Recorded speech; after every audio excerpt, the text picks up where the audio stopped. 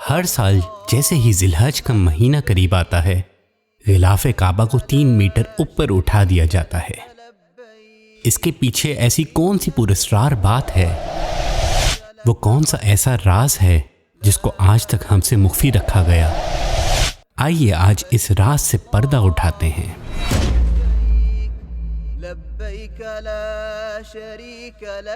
السلام علیکم ورحمۃ اللہ وبرکاتہ۔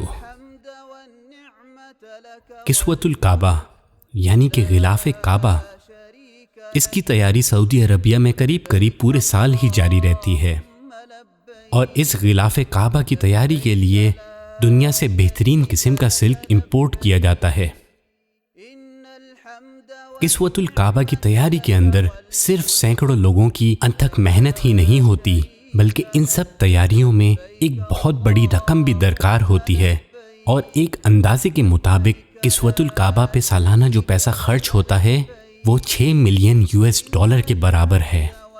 اگر آپ اس کا تخمینہ اپنی کرنسی میں نکالنا چاہتے ہیں، اس وقت آپ جہاں کہیں بھی اس ویڈیو کو دیکھ رہے ہیں، اپنی کرنسی کو $US کی ویلیو سے ملٹیپلائی کر لیجئے، آپ کے سامنے آپ کی لوکل کرنسی میں اس کا تخمینہ آ جائے گا۔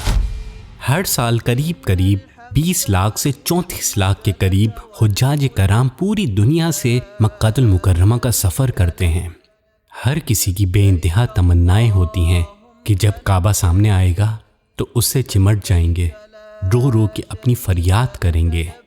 تمام حجاج یہ چاہتے ہیں کہ بیت اللہ شریف سے جتنا قریب ہو سکیں اتنا ہی اچھا ہے۔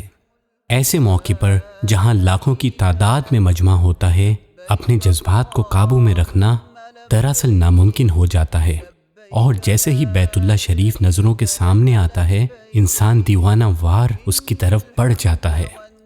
اس دیوانہ وار محبت میں بہت حد تک ممکن ہوتا ہے کہ کسوۃ الکعبہ کو نقصان پہنچ جائے۔